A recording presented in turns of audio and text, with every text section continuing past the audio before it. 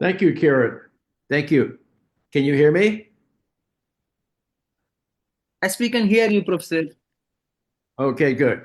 Now I have to figure out how to share the screen. So I go down here where it says share.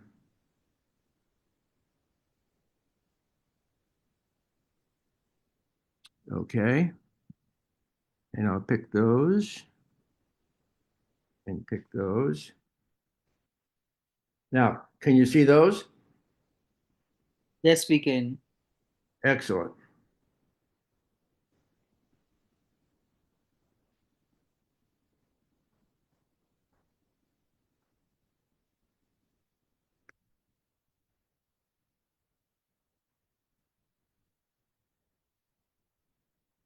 Okay. Well, good morning or good evening, wherever you are in the world. It's a holiday here in the United States. It used to be called Washington's birthday. Now it's just called President's Day to honor all the former presidents and I guess the current president of the United States. And thank you so much for inviting me to participate today. This is an honor, and I'm thrilled to do that. So today we're talking about a little bit about my new book, Model Thinking for Everyday Life. I'm holding it up here. By the way, if you think I'm trying to make money doing this, I get no royalties from this. I tried to get the price of the book as low as possible. It's below $20, so that I get no royalties. That's supposed to be a joke, but it's not. Yeah, I get no royalties. And this is published by Informs. It's the first book they've ever published. That's the Institute for Operations Research and the Management Sciences. So some others are saying nice things about this. Now, on my display here, the right-hand side is being cut off. Is it being cut off by you to you also? No. Okay. So as Professor Pinker of Harvard saying this, Professor Mark Daskin of the University of Michigan really liked the book, and he thinks it should be required reading for any operations research industrial engineering undergraduate program. Michael Horn, very famous author, he says learning requires effort, but rare is the book that weaves active learning into its text. Larson's new book does this help us each become somebody who can learn new things each and every day. Sanjay Sarma, another well-known person. Larson's book is a fresh and innovative journey that awakens that faculty both playfully and effectively.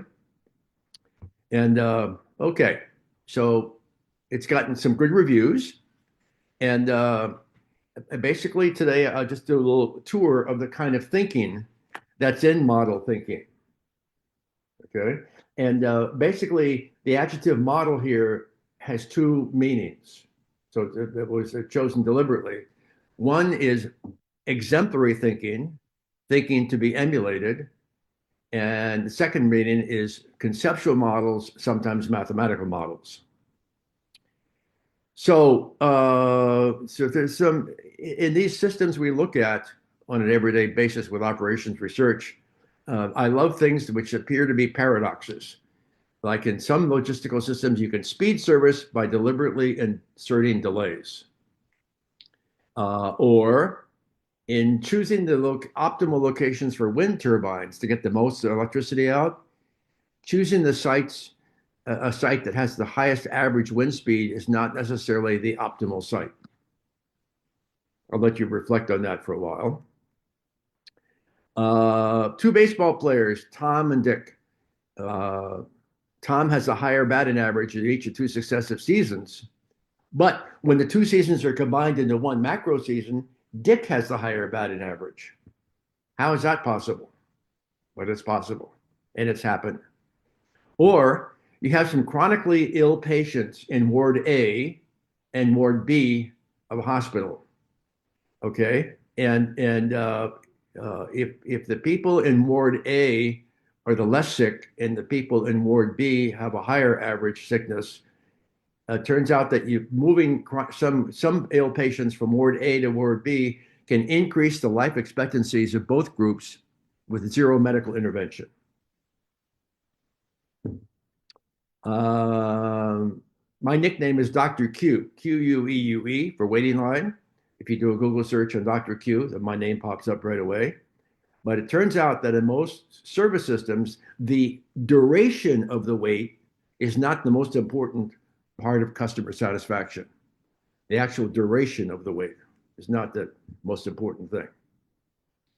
So in the book, Model Thinking for Everyday Life, we ask the reader to take a mind shift from everyday thinking, and the answer to our problems might be a little bit different than we thought.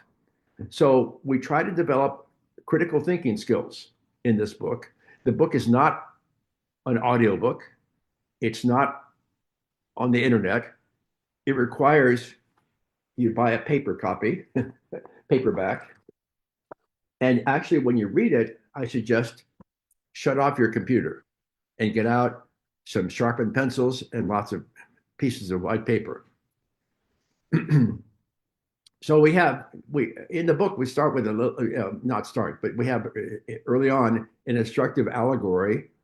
It turns out that a bunch of visitors in Italy, in southern Italy, would walk through a garden associated with a church every day at 3 o'clock, and when the sun was out, when they go to the garden, they notice something very strange. The hot part of this ball was on the bottom, and the cool part of the ball was on the top. And one guy said to the other, "Let's check this again tomorrow." And tomorrow, and the next day after, it's the same thing. When the sun was out, the hot part was on the bottom, and the cool part was on top. So they skipped a few days, and the scientist of the group said, "I'm going to develop a theory for this. I'm going to develop a theory as to why the sun would heat the bottom rather than the top." So after about a week, he developed that theory and said, "I'm so excited. Let's go back. I have to go back at 1 o'clock rather than 3 o'clock because I want to share it with everybody at the church." Well, they got back 2 hours earlier than they've ever visited before. And what did they find? They found the priest rotating rotating the ball 180 degrees so it wouldn't get too hot on top and putting the hotness on the bottom. So there goes the theory. Boots on the ground. You really need to understand what's going on in practice. B.B. King, very famous blues artist. Any day I don't learn something is a wasted day. I think that's the way we should all feel. So we have sharpened pencils, lots of sheets of blank paper, and in the book, every 2 to 3 pages, I ask the reader to pause and I ask some questions. I said, on your blank sheet of paper, work through some of your answers to these things. These are not exam questions. These are conceptual relationship kind of questions, and just to get the reader to plug in. So active learning with pencil and paper, no heavy math, and the idea is to see the world around you in terms of models. For me personally, every day I model. The first thing I do is send an email to myself after with the first cup of coffee, and I model the day. I have an agenda of what I think is going to happen during the course of the day. One of them always is 3 different walks with my golden retriever Maisie in the parks and the forests, but also the shopping or visiting the library or whatever. So that's a model of the day. But models are all around us. So here we have an example. It's raining. Daughter's in the car. Her mom's driving. "Mom," she says, "Mom, how come it always rains faster when you drive faster?" How come it always rains faster when you drive faster? Now, why would she say that?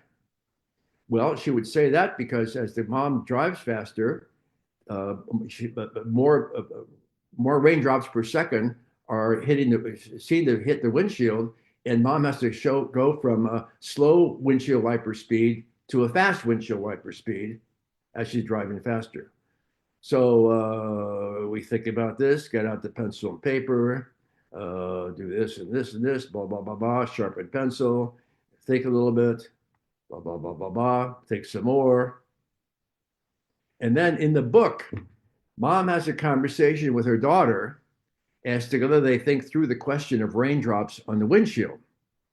And even if mom knows the answer, she pretends that she doesn't because she wants to orchestrate what I call a discovery learning discussion. Discovery learning, so they can discover it as a result of their conversation. And this key to learning is goes back to Ben Franklin for making it widely known. And in the book's appendix, we have a full mathematical treatment of raindrops falling, how many, what the terminal speed is, and blah blah blah blah. And we solve this whole thing mathematically, but conceptually, it just requires a discovery learning conversation, and you can figure out what's going on. So Ben Franklin said, "Tell me and I forget. Teach me and I remember. Involve me and I learn." Unfortunately, today this is like a one-way street. So I guess all I can do is maybe I can not only tell you, but maybe I could teach you a few things, so maybe you can remember. But we don't have an active learning set up here, so I can't involve you directly. So there's a special case, the Model T Ford, in which if you look at the design of that, it can kind of tell you the origin of the word windshield. Wind shield is a shield from the wind, and that's what it was in the first Model T Ford, totally vertical. So no raindrops would hit that if there's no wind and the raindrops are falling straight down. No raindrops would hit that windshield if the car is stationary. But as the car starts moving forward, more and more raindrops hit the windshield. So, but that's a special case. Any windshield I know in a modern car is sloped. So the slope of the windshield means it's a two-dimensional analysis you've got to do, or a three-dimensional analysis. Then we have in the book something called flaws of averages. You've all heard of laws of averages. Well, there are lots of flaws of averages. The famous radio comedian, Garrison Keillor, used to say, "And that's the news from Lake Wobegon, where all the women are strong, all the men are good looking, and all the children are above average." Now, you might scratch your head and say, that's odd, but that's impossible. You can't have all the children above average. But yes, you can, and I'll let you think about that. Yes, you can. It's possible for all the children of Lake Wobegon to be above average. I'll let you think about that. Now, flaws of averages. Sometimes maybe the MBTA bus system in Boston would say, okay, here's the average inter-arrival time of our buses, 10 minutes. And you might jump to the conclusion, if the average inter-arrival time between buses is 10 minutes and there's no published schedule, so if I arrive at a random time, I arrive kind of statistically in the middle of the 10 minutes, so I can expect on average, I can expect to wait 5 minutes. And so you might ask, is that a logical way of thinking about it? And the answer is no, because of the natural dynamics of urban buses. Natural dynamics of urban buses. If the picture you see here, you see 3 buses in a row. 3 buses in a row. Well, bus clumping. The physics of bus systems is such that they will clump together. And the reason is maybe they're all spaced 10 minutes apart, and then the first bus encounters a stop with 6 more people than average. So it takes a little bit longer to load the bus at that stop, and so that bus maybe is delayed a minute or two behind its usual schedule. So then when the second bus arrives, next bus arrives at that place, statistically there'll be fewer than average customers there than there would ordinarily be, because the time since the last bus is only 8 minutes rather than 10. And so therefore that bus loading time on average is less than average, and it can speed up and go ahead of schedule. And eventually the second bus clumps together with the first bus, and we get that going on over the whole system. Now that's a very simplistic thing. You can model this with Monte Carlo simulation in the computer and see how that's operating. Now, also, the flaws of averages. If you say that the average distance, the average time is maybe 10 minutes between buses, well, suppose the actual thing is 20 minutes between two buses, and then the next one is 2 minutes. So it alternates 20 minutes, 2 minutes, 20 minutes, 2 minutes. Well, and then imagine your conceptualization of hitting the timeline is like flying onto the timeline and landing at a random point. You're much more likely to land in the large gap of 20 minutes than you are in the small gap of 2 minutes. So you have a built-in structural bias to experience longer than usual delays for the bus if the buses are clumping or if they have non-even gap times between them. So, and on this slide here, we have the actual calculation. And I won't bore you with that calculation.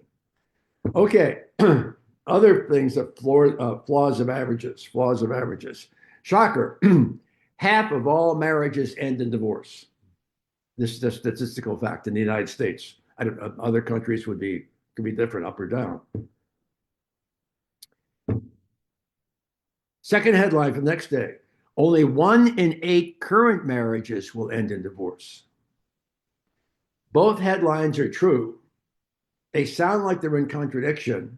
They are not, and I'll let you contemplate on that. I'll let you contemplate. There's flows and there's levels. Flows and levels. And both statements are true. Final example of model thinking for everyday life. A.K. Erlang, Danish telephone engineer, 1919 in Copenhagen, Denmark. He was the inventor of queuing theory. Don't you love that word queuing? Because the second E can be put in there. The second E is optional. Excuse me. But I like to put it in because then it's an English language word with 5 vowels in a row. I'm not aware of any other word that has 5 vowels in a row. Anyway, in 1919, the telephone used to be you'd have to hang a wire from your house to your neighbor's house to talk to your neighbor by telephone. And then they invented the central telephone switch. And usually there were female operators that would connect caller A to caller Z, et cetera, et cetera. And but there was a modern central telephone switch that allowed anyone with a telephone to call anyone else with a telephone. But that switch required an analysis of what its capacity should be, how many calls can it. We should design it so how many calls can it handle it simultaneously, and also how many human operators do you need to operate this thing? Because as the volume level of calls goes up, the number of operators you need to handle all these calls would also go up.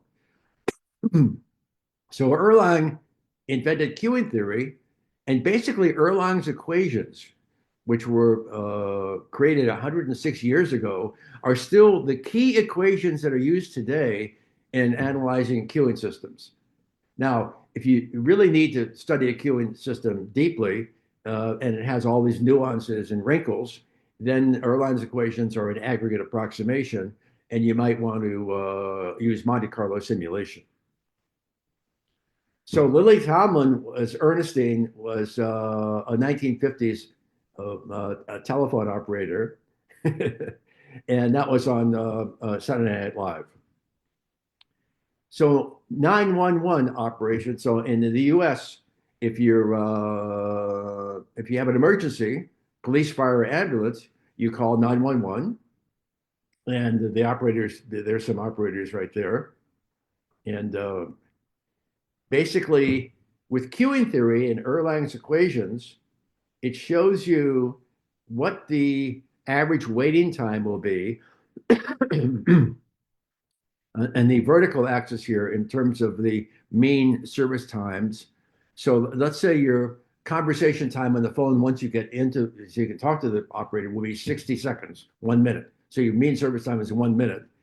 Well, here on the bottom shows the Greek letter rho, the fraction of time that the server is busy. So if the server is busy less than half the time, 0.5, the amount of delay you have, waiting time until the phone is answered, is pretty small. But as as the fraction of time busy goes up, let's say to zero point 0.7, if it's a single server queue, you might have to wait 3 minutes to have your 1 minute conversation.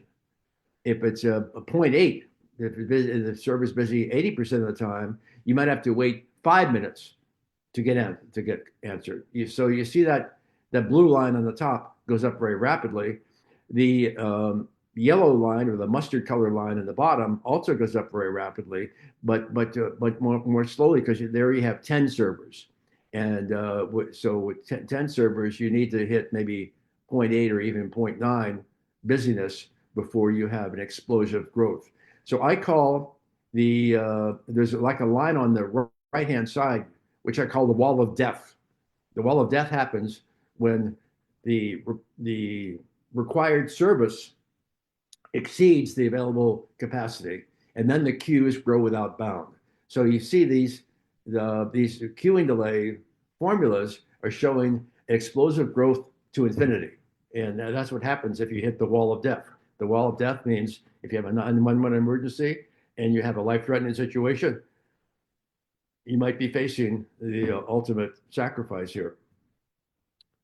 Okay, so over my career, I've done not only published original models, but not Erlang's equations. Erlang 106 years ago, he did that. But I've also had boots on the ground and worked in actual systems.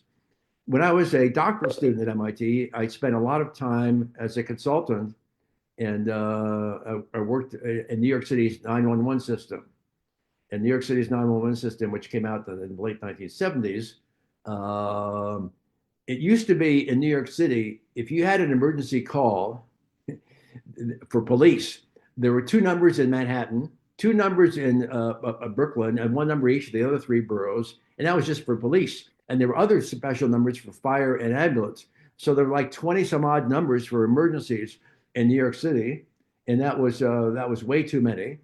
So basically, what they did, they erased all those 7-digit numbers and combined it all into 911, and that 911 system then became a national model for the entire country. So for the entire country now, to the best of my knowledge, if you have a medical emergency or police emergency, a fire emergency, you can call 911, and the local emergency people will answer the phone. Anyway, so I worked there because of, as a doctoral student, because in the New York Times, I started reading. Started reading these letters to the editor. Dear New York Times, I called the mayor's new 911 system last Saturday night. I let the phone ring for 18 minutes and there was no answer. I called back. I let it ring for 20 minutes. And then they said, police emergency, may I help you? After a 20-minute delay. So anyway, I was called down to Southern Manhattan to work with two lieutenants, and I basically lived there in the facility for he's lived there in quotes for a whole month, collecting data, observing what's going on, and observing. So we got data on each by day of week and hour of the day, how many calls came in, how many operators were allocated, and what the delays were. And what this shows, particularly on a Saturday, the orange dotted line that goes way up at 1900 to midnight shows that 30-second calls that were delayed for 15 seconds, and below that there's calls that were delayed for 30 seconds. A lot of calls were experiencing big delays.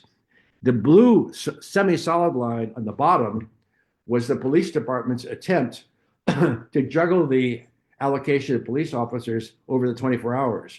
And they said, well, between maybe 3 a.m. and 7 a.m., we know that the call rate is low, so we'll allow them to take 2-hour naps then, and there's no nap time otherwise. And so the only adjustment of the scheduling of personnel was 3 a.m. to 7 a.m. And you can see it there in blue. they reduced the number of operators by 50%, more or less. Other than that, the number of operators were constant. And this is a not at all a reflection of the time varying, the hugely time varying nature of calls for service. So I went in there. I lived with the two lieutenants for 2 years, for 2 months, for a month, and we basically solved the problem. They worked on all the human training aspects, and I worked on the math queuing aspects, and we implemented it with 8 different tour schedules, and that was implemented within 1 week after we presented it to the chief of police. I remember I was kind of shaking in my boots because this the New York chief of police was known to be a really tough guy. So I was a little bit shaking when I presented this to him and a whole group of top leaders in the New York City Police Department, along with these two lieutenants who I worked with. And after about a minute of my talking, the police commissioner, who will go unnamed, said, "Wait a minute, hold on, everything, so son, whatever." He said, "Lieutenants, what, are these Easter Bunny charts correct, or what's really going on here?" And he referred to my charts as Easter Bunny charts because I had different colors for different days of the week and different hours of the day. And the two lieutenants gulped and said, "Yes, sir. Everything he's presenting is correct." And then the police chief said, the commissioner said, "All right, I'm going to focus on this." And he implemented in 7 days all of our recommendations. That's the fastest to my whole career, including up to now. That's the fastest total implementation of any study I've ever done. After that, we created something called the Hypercube Queueing Model, and that's a queuing model that also includes the geography of what's going on and the intensity of calls for service. And I don't have time today to go into that, but that was a major thing. I spent 2 years working full time on myself, programming it myself in the C language, and that's been published in a number of journals. So our focus is on model-informed critical thinking, and critical thinker is swayed by facts, not emotions, not politics. And a critical thinker is also aware of the pitfalls of human intuition, as we've shown with many examples.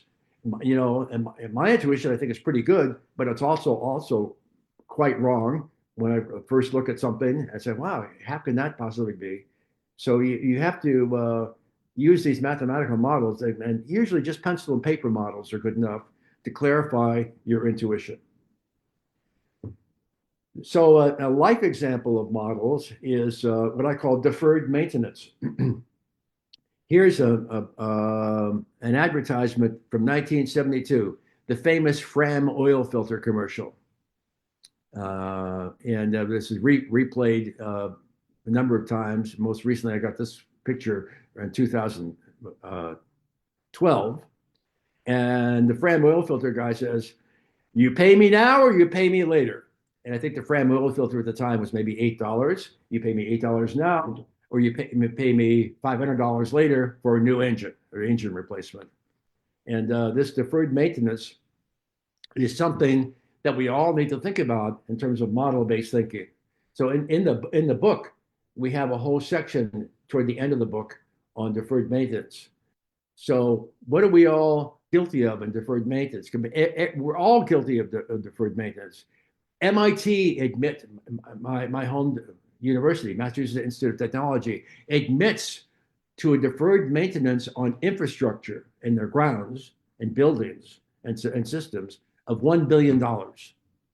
They admit to a deferred maintenance of $1 billion. I wonder what the true thing is. And probably most organizations have deferred maintenance, and most individuals. Your car might have this in deferred maintenance, your house, chimney, fire alarms, yourself, health-wise, your friendships. So deferred maintenance is something that we discuss at length in the last part of the book.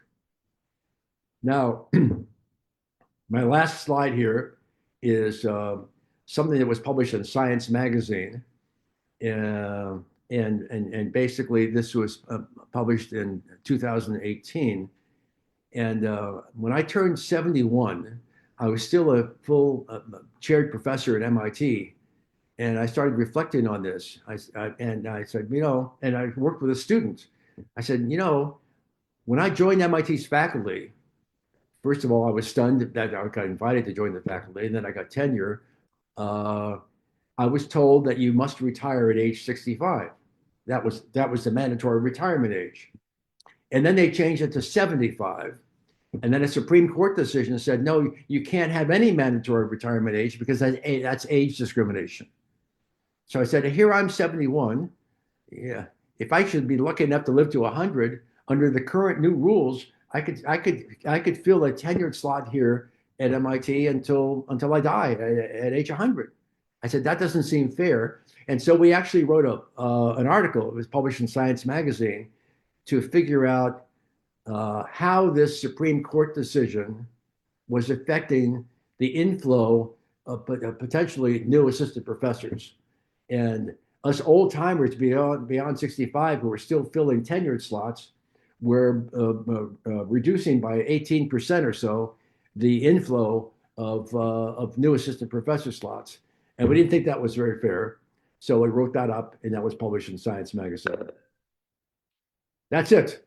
That's all, folks. I have time for questions, if there can be any questions. Thank you very much for your attention. I appreciate it.